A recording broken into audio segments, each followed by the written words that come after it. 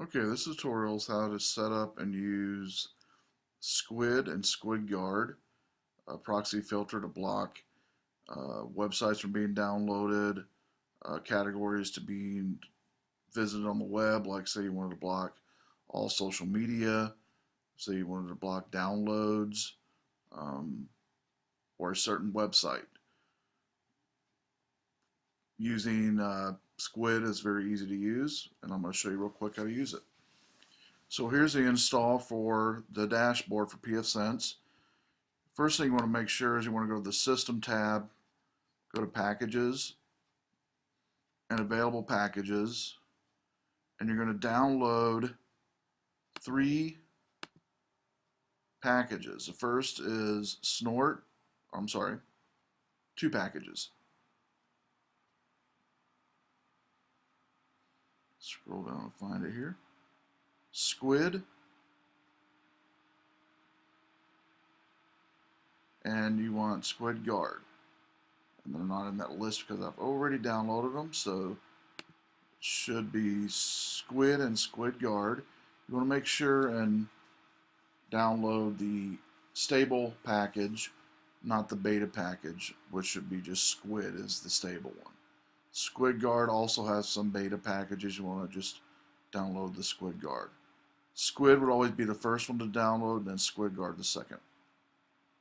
Once you download, make sure that they're here in the install packages before you go any further.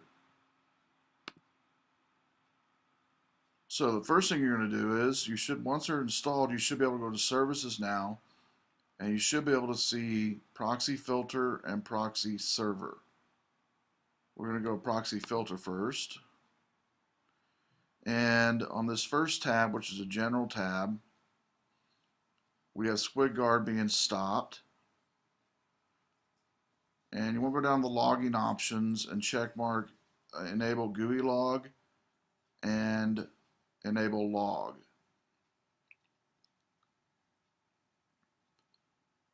Next, you'll check mark Blacklist, and then you'll need to put in a URL for a blacklist for Squid. Easiest way to find a blacklist is you want to go to just go to Google search for Squid.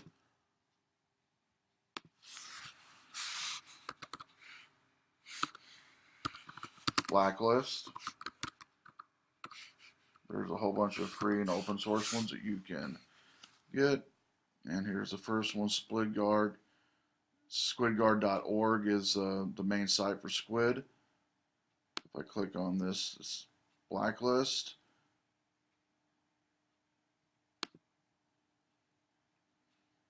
the Sheila one's one that you could use.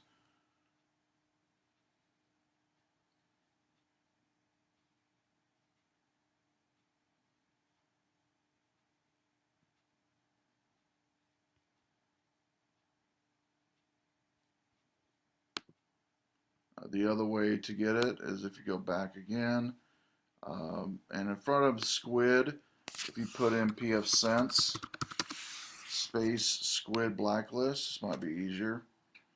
The PFSense documentation, we'll click on that one, the very first link,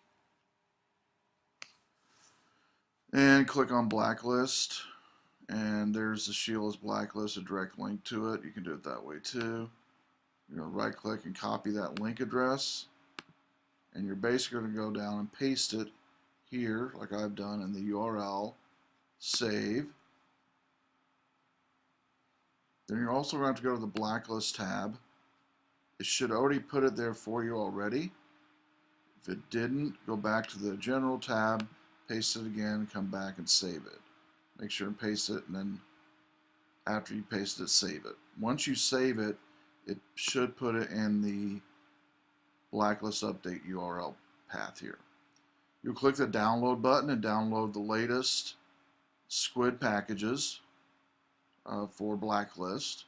What this is doing is just it's updated every day with new websites via category.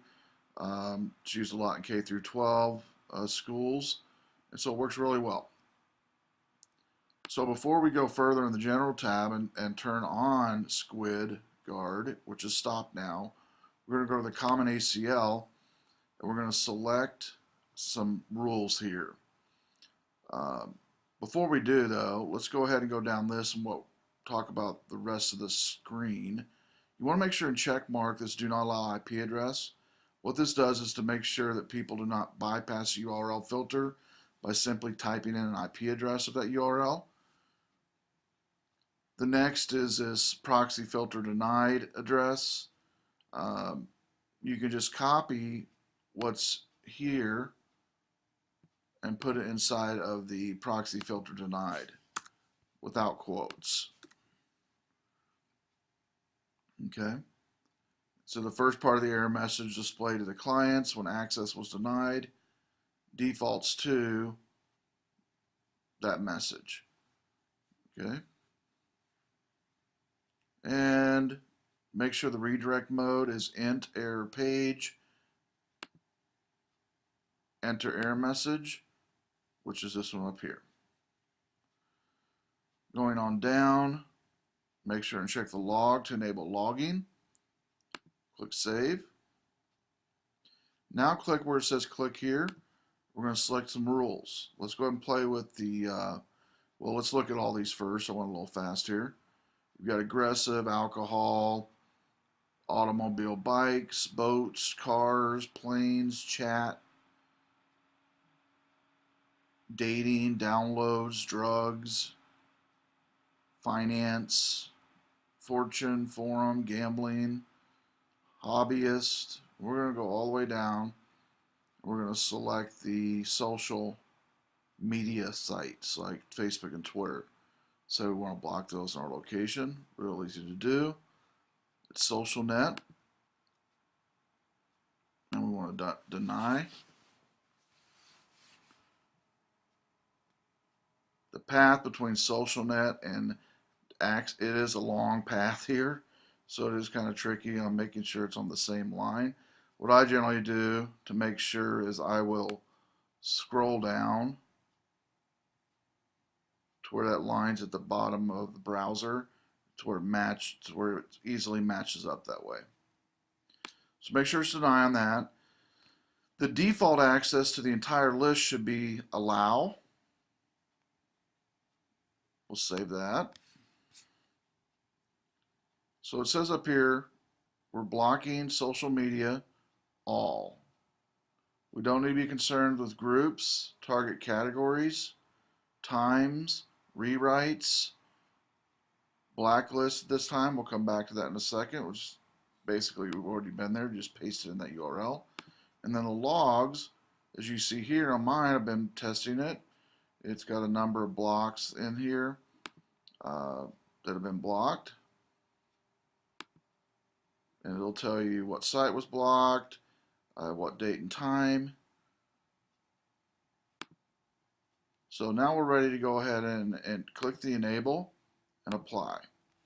Now the way I suggest doing it in testing environment is I'm running PFSense within a browser here, as always, but then I'm also going to do a test in another browser on my Windows 8 in VirtualBox. So in VirtualBox I have Windows 8, and I also have in VirtualBox I've got PFSense. And so what I've done is in IE on Windows 8, to make it easier for testing, if you go to the Tools property in IE and go down to Internet Options and check mark the Delete Browsing History on Exit, that way it's easier when you're checking, doing penetration testing to make sure your environment works with your rules before you release it to the whole network. So the whole purpose of this lab basically is to do an internal test on everything using VirtualBox, PFSense, and Windows 8, and then you would put it in a natural environment to where this would actually be used as the firewall for your network. So click OK. Now we're going to go ahead and try to go to, say, Twitter. Right now you can see automatically it's seeing something. You normally don't see when you go to Twitter a certificate. If I continue on the site, it says it was now denied, and it was denied by SocialNet. Okay, let's try another one. Let's try like Facebook. Giving us the same thing. All right, now let's close this browser. Go back to the Common ACL. Click on your rules. Let's go down to the Facebook rule of the SocialNet. Do the -- save. I recommend going back to the general setting and unchecking enable and applying it. Checking enable again, applying it again before retesting. Now let's go ahead and go back and type in Twitter.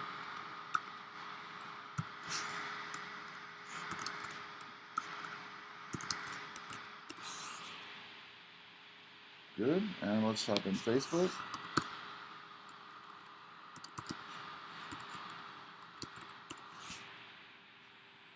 Alright, so that's working. So now let's show you how to block a website. Say you wanted to block a website. We're going to have to leave the Squid Guard and go to the next one, which is the proxy server. Proxy server tab has a few settings you'll want to set up originally. When you first come to the proxy server tab, make sure that the LAN is selected, because that's going to be a proxy interface. And since you're testing on your actual interface that's connected to PFSense, you want to make sure and allow users on interface to be checked. Next is transparent proxy needs to be checked. All requests that come through PFSense or using port 80 on your network will basically come through this proxy server. Scrolling on down, you'll want to enable logging. When you first go to this tab, this information here will not be here. You'll need to type it in. So for log store directory, it's /var/squid/logs. 7 for log rotate. This defines how many days a log file will be kept. Rotation is disabled if left empty. You can make it less than 7 days. That's just what I always do on it. And then 3128 is the port we're using for proxy server on PFSense. That has to be manually typed in.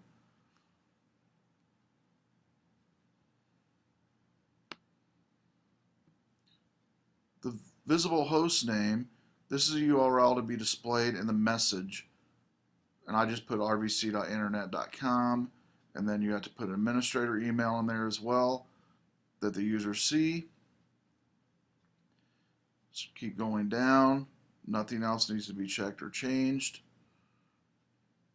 And so after you've made those changes, click Save.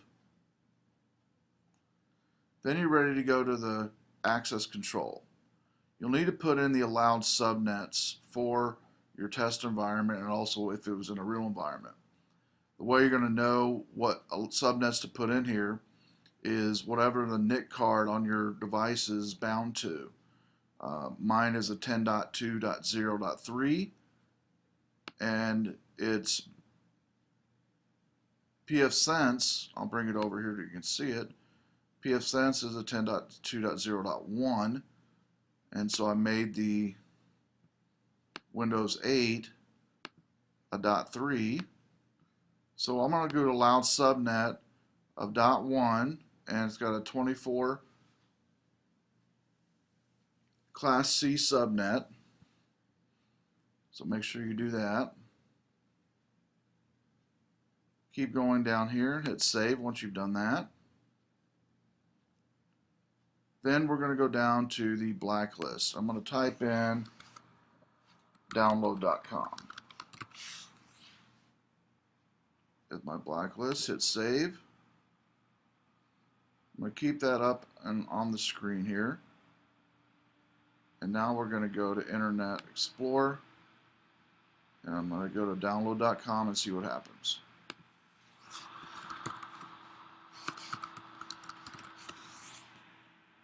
There's the error message. This error could not be retrieved. There's URL, access denied. There's the administrator email I put in there, and it tells when it was generated. Okay. Now if we go back to, let's go back to access control and take that out. So any URL you wanted to put in here, just put in a new line each time. So you can put in as many as you want to. We could do download.com. We could do, you know, msn.com. The other thing you can do is you can actually block with that multiple URLs. The other thing you could do is say you set up a rule for social media to be blocked, but say you wanted them to go to Facebook. You could put in facebook.com here and you would be allowed to go to Facebook in the proxy. Okay. The way that rules work in firewalls and even in proxy is the top rule wins. All right, the highest level rule wins over everything. And so you want to make sure that you put your rules in the right order. Okay, so let's go do this. I'm going to go ahead and get rid of that, delete that, save. And we're going to go back and look at our logs before we're done. So I'm going to go back to the proxy filter, go to my log, and these are the blocked sites that it was blocked earlier, Facebook and Twitter.